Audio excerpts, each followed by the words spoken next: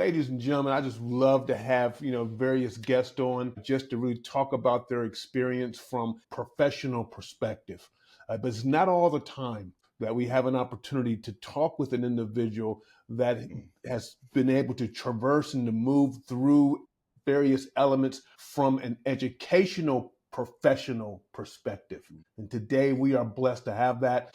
And if this hits just right, we might be able to get some really deep psychological and possibly some clinical insight. They could pull it from him so that we don't have to go to the shrink or to the psychiatrist or the psychologist to get some information. We could just be self-diagnosed today. And let me talk to you about this individual. Mr. Chris Grace served as executive member of the WA reaccreditation team and is currently an outside reviewer of other WASC universities. He has also served as the editorial review board of various professional journals. Grace has numerous publications and presentations in the field of psychology. He speaks regularly at conference centers and churches, colleges, universities on the topic of dating, marriage, and relationships. Mr. Chris Grace and his wife, Alicia, are frequent speakers at marriage conferences and seminars. With professional training as well as practical experience, they have counseled thousands of couples, sharing fundamental and practical insight on enhanced intimacy. That is absolutely wonderful. I have a list of questions right here, but you know what? It's we in school in Western culture, like we learn so much, and we learn so much that is not applicable in life. Like, we learn about present participles, we learn about, the Dewey Decimal System. I'm dating myself here.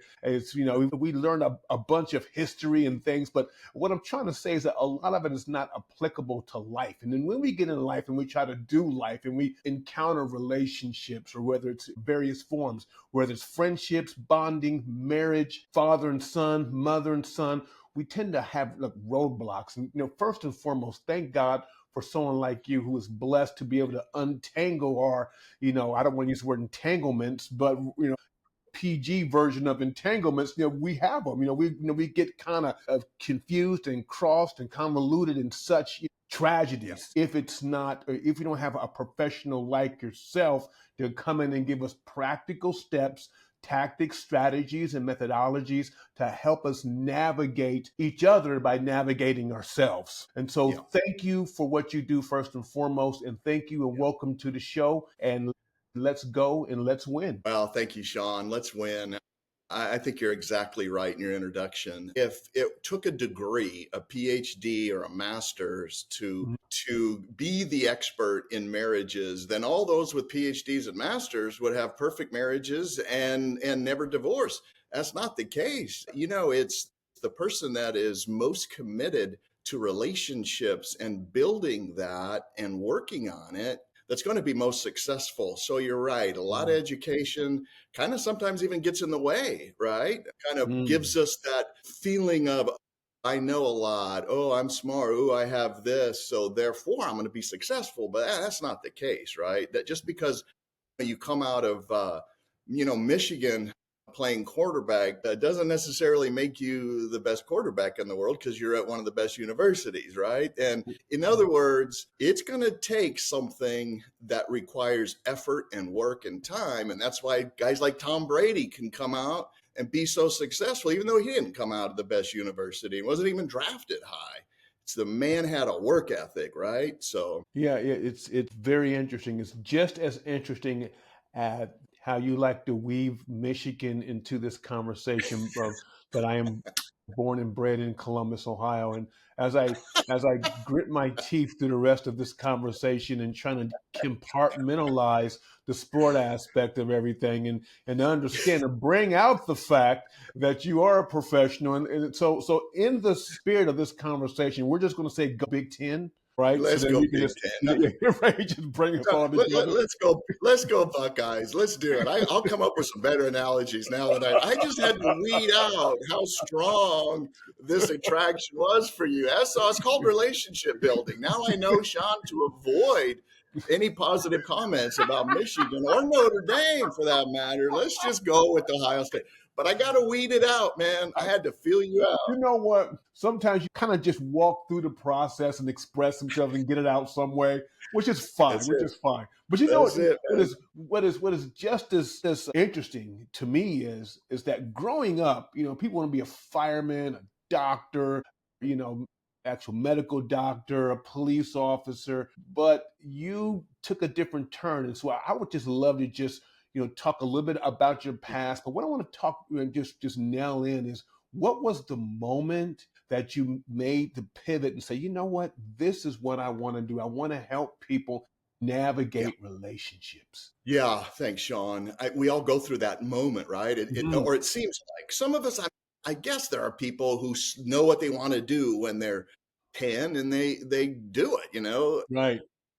but there are those of us that kind of wander around a little bit Mhm. waiting to see what's going to happen. And I was knew I was going to be the shortstop for the LA Dodgers. I knew that. I had a backup plan to be a wide receiver for the Ohio State Buckeyes, Uh-huh. but to be honest, that was me growing up. I'm like, I'm into baseball, I'm into football, and I get to UNLV, Shawn, and Mhm. it's the it was one of the top rated baseball programs at the time. I wasn't recruited by them. I transferred. And I knew at that point I was never going to be the shortstop for the Los Angeles Dodgers when I saw who they had on that field. And I realized that's not going to be me.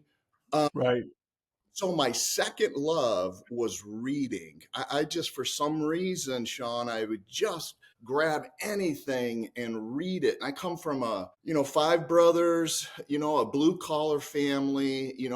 Nobody in there, nobody's religious. We don't have any money. So none of my family went to college, right? Nobody. Wow. And Wow. and so I was the first one to even go to college. So I'm a Mhm. first gen student, but I knew that I thrived by with ideas, and I loved that. I loved just talking and interacting with books with other people, let's say. And so I figured, well, maybe this is what God's calling me to. It's probably not going to be, MLB. It's probably not going to be my career, and that was hard. I'll be honest with you.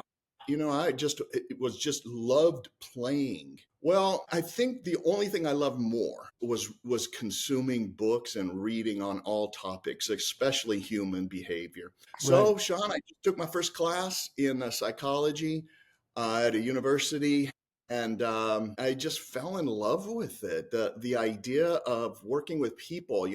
My family has, all my brothers, a lot of drugs, a lot of jail time, Right. a lot of things that were messed up. And I kept thinking, all right, how do I avoid this kind of cycle that I'm in? Nobody really kind of broke out of this town where I was from. It was a hard scrabble steel mill town. So, Shawn, I just saw a different path, and I thought, that's it. This is going to be my way out of this. And it wasn't like I was being pushed out, all the girls I dated, all my buddies were still there, my family. But my dad was a cop, right? He was in prison after that. My grandpa was a steel worker. My uncle's a steel worker. My brothers, just bums. And I thought, there's something I got to do different. I need out of here. And I felt that. So I went away to college and started realizing I love this. And that to me, Shawn, was the moment that I thought, all right, there's a big world out there. There's a lot of possibilities. And it was around that same time, as a non-Christian kid growing up. I went to Catholic church once or twice, but it's around that same time I felt like God was pursuing me, even though I didn't know it. And that was weird. I'm in a baseball game one time, Shawn, if you don't mind me just taking one more minute here. Go, go, And I go, go. and I just felt like God was asking me to make a decision if he was real or not. And it's the strangest thing. Bottom of ninth, guy on first, tie game. If we win, we go into the playoffs. And I'm up to bat. And the first pitch, I, I get the sense God asking me, do you believe that I am? And you know what I did? I said, I'm not answering right now. I'm trying to hit a curveball. And I told God literally, Now, I don't know if it was a voice, Shawn, a feeling. I don't know if it was, leftovers from all the partying I was doing. But all I'm going to tell you what happened next. I said, I'm not answering. I'm not going to answer if there's a God or not. So I get into bat, step up, guy throws a curveball, swing and miss. I step out. I get the strong impression I have to answer the question, is God real or not? And I said, I'm not answering this question. I'm telling. So I looked at my coach like, are you hearing the same thing? I look at the umpire like, are you hearing what I'm hearing? And they just looked at me like, my coach is like, Gracie, hit the curveball. And so I get up there, Shawn, and I say, I'm not answering this. Strike two, another curveball, step out. And I knew I needed to answer the question in my own heart if I believed there was a God or not. That was the transformative moment. And what I did is I took a breath and I said, yep, I do believe. That's all I said to myself. I believe. I believe Right. there probably is a God. So I get up, Shawn, I hit a curveball. It was on the ground. It almost bounced, but I hit it, and it trickles out over the shortstop's head basically, and the guy scores. We win the game. They mob me. That was exciting. That was fun. But something happened to me right then, and it was this desire, Shawn, to figure out my place in the world. Who was I? What was this voice I heard? And now, fast forward 2 years, I'm at a University of Northern Colorado, and I'm thinking of, maybe baseball, maybe just studies. And I met somebody that said, "Hey, do you have a Bible?" Or he asked me if I knew God, and I said, I don't know, huh?" And he goes, "Well, how about do you know who Jesus was?" And I said, "Well, I guess he's this guy, the old Catholic thing, he's this guy." And he says, "Well, do you ever want to study or think about it? I can answer any questions." And I asked him, I said, "Do you have a Bible?" Like, "I don't have a Bible." And he says, "I'll bring you one." So he brought me a Bible. I started studying, Shawn, and let me tell you, that was the moment of pivot for me. I realized that my curiosity about all things spiritual and about Yeah. all things psychological Uh-huh. came together. I'm like, wait, God's the author of all of these cool things. He's the author of relationships. He created man in his own image. He created woman in his own image. And then he said the two shall become one. Mm. And I'm like, well, then he's got to give us the plan of how to do this. And psychology's got to be involved. So that's when I decided, that was the transformative moment. I went, I'm going to go study everything I can about the Bible and everything I can about psychology. And that's where I'm at today. That is absolutely awesome. You know what is really amazing? Listening to your story, you hitting that play, that ball, winning the game, kind of parallels Jesus saying, "I'm going to make you fishers of men." It's the same thing. Yeah, It's, you know what? Cast your net over here.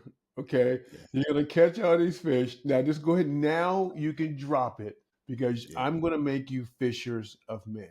And what else is fascinating about your story, and you said it a couple times, I wanted to get out. But I think at a deeper level, you wanted to get out, but either you or God sent you back in to now minister to people that are going through the same issues and challenges and struggles to be able to help your proverbial yep, family over and over, generation and generation and generation, so that you left, but you never left. You just are able to return from a different perspective. If you want to talk a little bit about that, that would be yeah. awesome.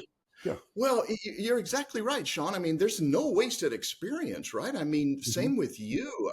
God takes who you are, your gifts, your skills. And Shawn, he's brought you to a place where you can do something like this to reach people that you will have that biggest and greatest impact on. And he says, throw that net, baby. Just throw Hmm. it over here. And you're like, Hmm. what? Why would I Hmm. do that? Well, look Hmm. what you're doing now. And so, yeah, so what he did was he not only called me back in a sense, but he gave me the message to take back with me. That's what Yeah. he did. So I go back to my twin brothers and I go back and I tell them, man, listen, the best way to live is in relationship with this man named Jesus that's in our Bible, and let's read it. And they're like, let's do it. And they, become Christian. My mom becomes a Christian that same Wow. year. Wow.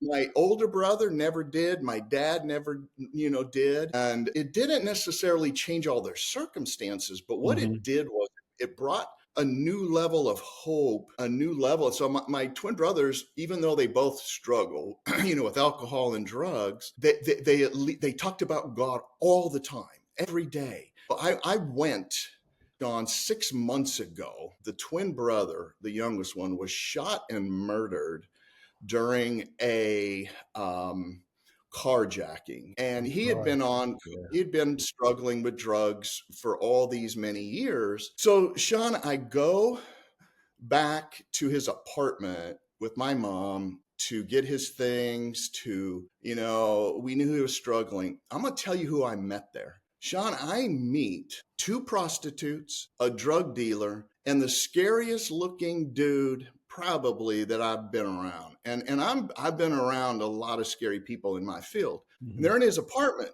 and they're basically saying, "Yeah, we need to tell you something about your brother. Your brother every day woke up and put a Bible verse on the TV screen every day." Now, here's two prostitutes, probably, like I said, the pimp, the scary dude, and the drug dealer. And this was just November of this year. And I'm going to tell you something. I have never felt God's presence as clearly as I did at home plate that day, as I did in that room with these people who my brother, who was a drug using, hard to break addiction, who lived a tough life, but that man did something to the heart of these. One of them looked over and said, "I am who I am today because of your brother, and who I am isn't defined by what I do. You know what it's defined by? By Jesus. And I have started going to classes because your brother told me I needed to get an education to help me. I can tell you that I wouldn't be doing that. I have a son. I love him, and your brother took me in and let me live here with my son because he knew I had just lost my mother," she said. "And I'm Amen. going to tell you that I know Jesus because of your brother." Now, Shawn, this is a dude that could not stop the world from coming in and influencing him. But there was something that happened when he got to know Jesus, and that was a grasp, an understanding that God pursues us, grace pursues us, and it never gave up. It fought that boy. It chased him everywhere. And Shawn, it chased him. And so it brought me right back there. And I was able to sit there and kind of pray with these three crazy people who I would usually don't get to interact with at universities. But Right, I right, right. and Shawn, before I felt God's presence the strongest, he was there with the weakest. He was there with the prostitutes. He was there with the drug dealers. And my brother played a role, even though, I wished it would have turned out differently. And so, yeah, I think, Shawn, that we go, and sometimes that net is in weird places, man. But Yeah, when God calls us, man, you got to answer even in the worst circumstances. You go where he says, because he's going to pursue you. yeah, yeah, And that's why I love the idea of being pursued by grace, right? I yeah, got the yeah. great last name of that, but Yeah, so the pursuit, that's a very interesting yeah, perspective. The yeah, pursuit of Christ, it's a the big word. grace. It is, It's a it big is, word. it is, it is. So much so that I would love for you to elaborate on that Yeah. pursuit. Yeah. To me, Shawn, what it does, the pursuit. Here I am. I'm a kid from a hard scrabble town, no money, no nothing, and there was something that was happening. That is, he was pursuing me, and for what? I mean, I wasn't going to be. I'm not like highly politically connected or rich, or I'm not going to impact people, with my athletic skills in the world. But his pursuit is just so amazing. And I just don't think he gives up on anybody. And those that we think are going to be used by God the greatest are sometimes the ones that are farthest away from him. And I don't understand why he pursues some people, and I just don't get it. But I'm going to tell you what ended up happening for me was this moment of realization that Jesus doesn't look at the same things we do. He pursues those who, for whatever reason, he knows it, or he he's preordained it, that are going to, with all of their hearts, walk with him. Just like, I mean, the guy hanging on the cross right next to him, he says, Right. here's a bum, and he says, you're going to be with me in heaven. Here's the prostitute he meets at a well. Who would have paid attention to her? But he pursued her. He didn't just talk to her. He just didn't share, himself with her. He pursued. He knew she was going to be there. And Mhm. so for me, that pursuit is this idea of paying attention, hearing that still small voice, not letting the world tell you, you're just this or you're just that. It's like, wait a minute, hold on here. I'm gonna follow something bigger, apparently. So I think that pursuit, what it means to me is that God is always there. Whether He Right. gave me the hunger for Him or not, I don't know. But I do know that I was seeking something of an Mm, intimacy and a connection with mm, something bigger. And he was offering me that, right? He was drawing me closer. right. And he said, lo, I'm always with you, right? Or he says, the eyes of the Lord move to and fro throughout the world, that he may find those whose heart is fully committed to him. Mhm. Well, mine wasn't. But I knew if I could figure out and get him who he was or learn something, he could transform a place that is empty of God, which was my heart or my context, and fill it. And I don't know why, Shawn. Why does he pursue you? Why did he pursue me? Why does he pursue Patrick? I don't know. But when he does, it's almost like we can't turn away from it. It's like draws us. Right. And I believe that's maybe his Holy Spirit, the advocate, the one that brings all truth. I don't, what do you think about pursuit? I mean, it feels like he pursues us most of the time. And I don't know. What are your thoughts? You know what? It's well, first of all, I praise God for the pursuit. Lord, thank you that you have deemed it that I'm Mhm. worthy to be courted, right? What it also does is at a certain point, it creates a lot of humility. Like, Yeah. what? Me? Like, like me? Like are you sure? Like that Yep. person over there is super Christian, knows Yep. all the scriptures. Like, but you're going to pursue me, and Yep.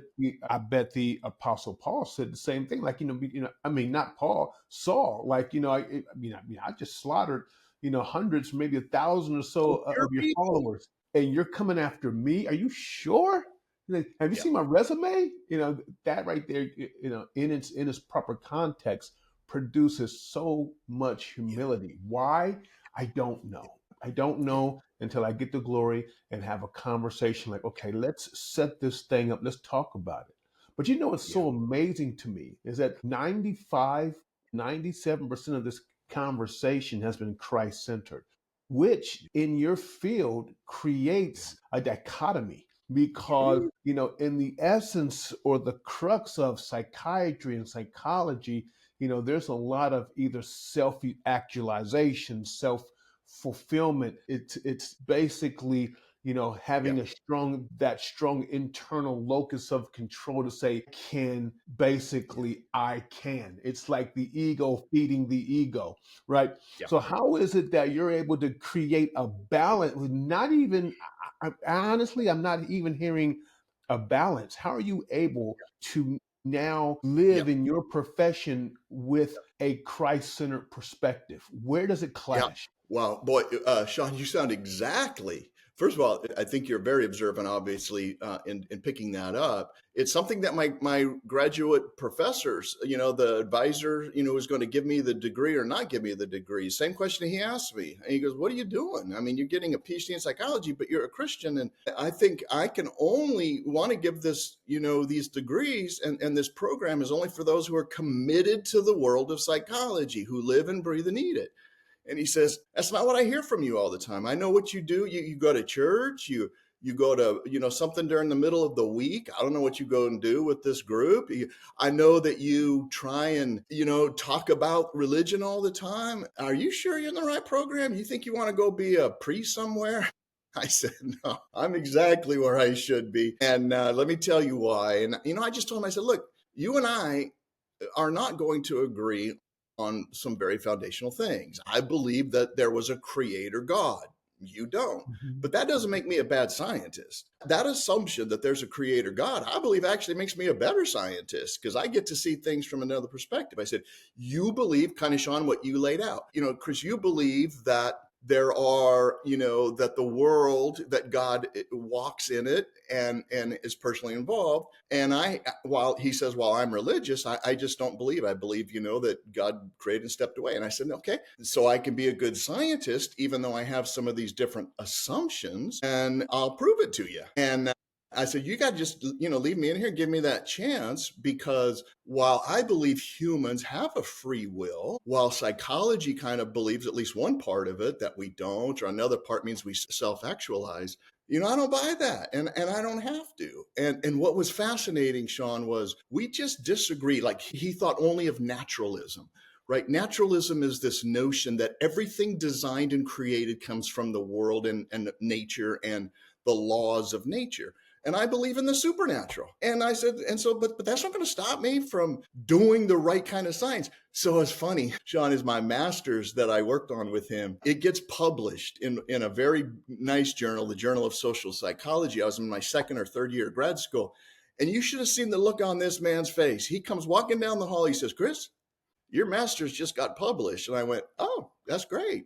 And he says, it got published in the Journal of Social Psych. And I went, oh, okay, that's good. And then he said, it doesn't have any edits that are required or a resubmission. That doesn't happen. And I went, all right, okay, whatever. From that moment, it changed. He realized, wait a minute, I got a dude that can believe in Jesus, walk with God, call it out, even study a topic. My topic was altruism. And my greatest example that I used in that was Jesus giving and sacrificing his life as a truly altruistic act. And then I brought up, altruism that I seen in the Bible, so many examples of somebody who would give up. And that's what I studied, helping behavior and altruism. And this dude could not believe it. And I think, Shawn, what it showed me was when I study a psychological truth, I'm studying God's truth. And when I study God's truth, there's not going to be anything I find in psychology that will go against it. None of the find. Now, your philosophy might. Your idea that there's no God, that might go against it. In fact, 90% of psychologists would call themselves agnostic Right. or atheist. That's a huge number, but it doesn't make those that do believe. In fact, I believe, here's the thing, that because all truth is God's truth. Whatever I Right. study in truth, in science, about the human brain is going to be a reflection of God's truth. And so even in my study, I showed that humans are helpful. And I claimed it was because they have the spark of the divine in them, not because of some, what they would say evolutionary trait to help you. I'm like, no, no, no. People give up their lives for strangers. A guy, in fighting in the army, somebody rolls a hand grenade in the middle of a bunch of families sitting around eating. A Mhm. soldier oftentimes will jump on top of that, give up his life for strangers. I said, where's that coming from? Well, that Mhm. comes from the idea of that we have a spark of God in us. We have his image in us. Every person does. And so all that to say, when I study it, man, listen, there's nothing I found in psychology that goes against a truth of scripture. And I've been studying this stuff, Shawn, for 38 years, 40 years. There's nothing ever found in the field of psychology that invalidates something that God has already done. It may not honor God, it may not point back to God, but there ain't nothing that says, oh, it's clear now humans evolved from, like, no, it's not clear. It's not clear. And there's no science right now, no scientific truth in my field that goes against God's truth. And that's where I land. All truth is God's truth, whether I find it through the Bible and theology, whether I find it through observation, or whether I find it by exploring in a scientific way humans and relationships. I'm always going to be discovering God's truth. Wow. So here's now the challenge. Okay. And I'm assuming that you like football. Of course you did. We talked about it earlier. You even referenced Tom Brady. God. The Broncos. Okay. Yeah, Okay. I'm a Bo Love it. Nix fan. This has been a tough week, but let's go with that.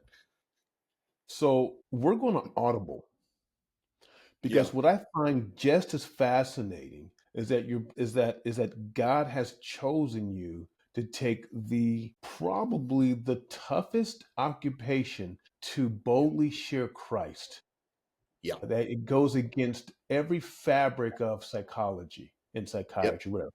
So, two things. Number one is what would be your challenge for thousands and millions of people who are going to hear this over the years, who are Yeah. in an occupation and they're saying to themselves, how can you use whatever platform I have, from a surgeon to a security guard? How Yep. can you use this platform for your kingdom? Oh man. Think I Great. think that what we've done in Western culture is really big on and or. It's either hot or cold. It's either this or that. In other Yeah. cultures, it's and. Yeah. You can be this and that. Yeah. So, Yeah. how do you now, what would be your word of encouragement for Yeah. someone vacillating or fighting with that, juggling? How do Yeah. I either A, walk with my faith or compartmentalize it? Oh, I love that, Sean. Yeah, it's a very insightful, a great question. It goes like this for me. God has placed you in a particular place, whoever we are, and I'll personalize it. But He's placed me in a place where I have influence over a certain group. Now, it might just be my child.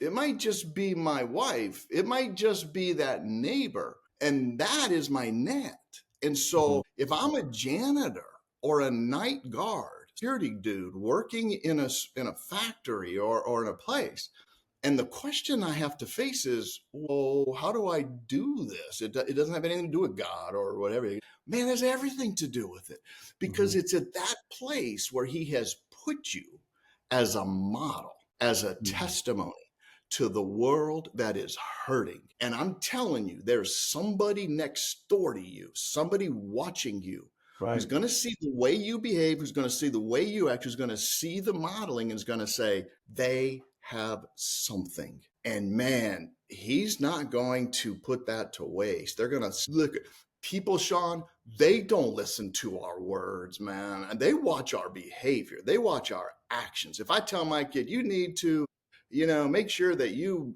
give to the homeless and you be a good person and you always help, and if I turn around and I'm not doing that, I guarantee my words are going to mean nothing. But Right. when I take my daughter and we go over here, and we I took her out to lunch, and we drive by and I see a dude that I know who's a street guy. He's homeless, he's schizophrenic, but he's harmless. And then I happened to see him in this little restaurant sitting with my 10-year-old daughter. And here he comes. He walks up and, hey, do you have any money?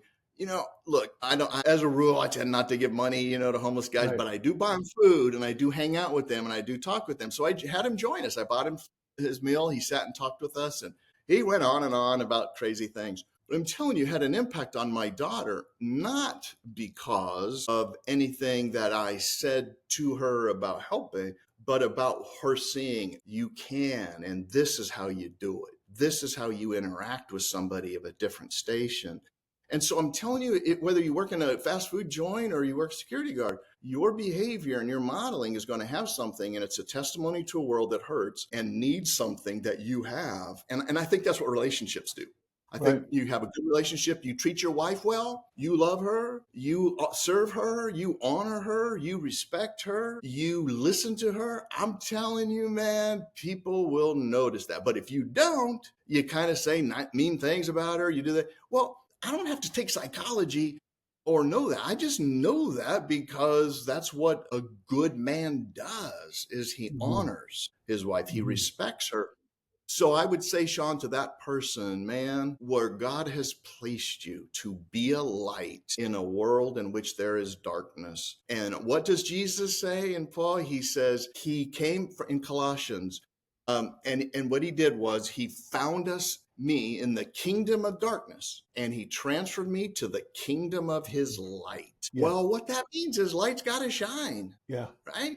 Yeah. So, Yeah. Shawn, I mean, that's what you're doing. You're shedding a light and giving people hope. People who watch you and listen to you go, there's another way. There's hope. There's this possibility. Well, he can't do that if you're not willing to turn that light on, right? You Mhm. hide that thing, Mhm. well, no one's going to see it. But Shawn, you've decided, no, I'm going to light this up. Now I'm All going to day. show people. That's it. all Yeah, day.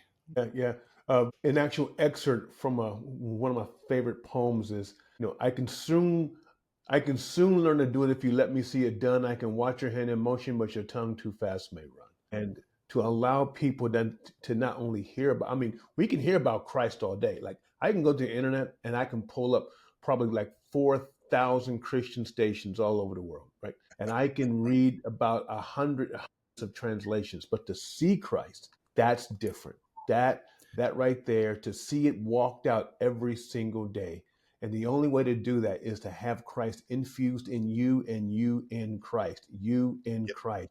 That is Yep. very profound. Thank you. Thank you so much for your insight. I'm sorry we didn't really just dive into the nuts and bolts of psychology and psychiatry, just, but I Well, think we that this did. was, yeah, Yeah, actually, yeah, you're right. It's just not in the actual term. So with that that's in right. mind, there are people that would want to be able to reach out and to Yeah. be able to talk to you, maybe even invite you on their stage. Because reading your bio, like you speak, you do conferences, and and you bring such a rich different perspective. How Yeah. would people be able to get in contact? Oh, let me ask you a question. Do you offer your services online as well? We do. Like, so anybody, let's say they want relationship advice. They're struggling with God. They're struggling with their Mhm. roommate. They're struggling with their, partner. They're struggling with their spouse.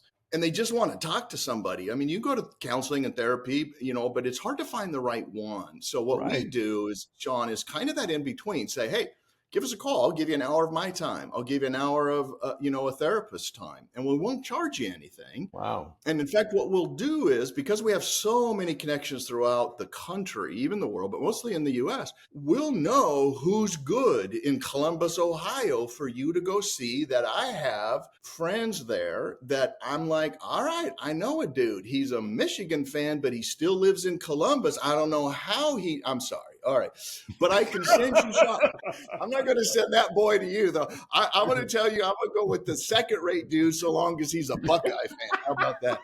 But I at least know some people, in a place. Right. Yeah, so you call, you get free advice. Now, you're talking to someone who's got a PhD in psychology. So I know a lot about the field, and I'll use that to kind of help them diagnose, because I know some of the top marriage therapists in the world, man, and Mm. they're good. The top forgiveness guy in the world who knows forgiveness, the psychology of forgiveness, Shawn, guess what? He's a Christian at UC, at Virginia Commonwealth. The top psychologist in the world in the field of gratitude, UC Davis. He's a Christian. How? And Wow. then all their colleagues ask him, "How do you know so much about forgiveness?" They ask, Ev Worthington. He's like, "Well, I study it as a psychologist, but there's also a book called the Bible." And they're like, the guy at UC Davis, "How do you know so much about gratitude?" He's like, "Well, because I study it for years and years, but there's also thousands of words of the thanksgiving and gratitude in this Yeah. thing called the Bible." And they're like, "What?"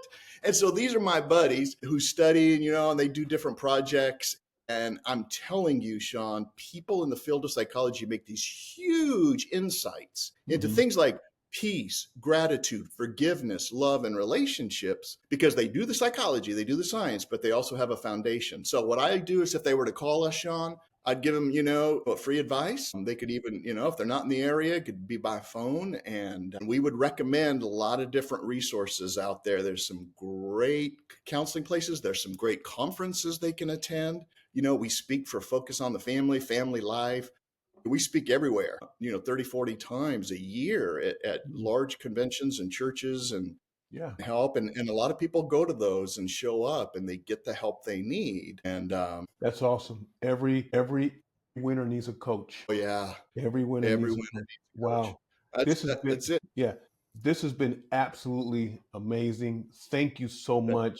We're going to make sure that we have all of your links is going to be Sounds good. put on there.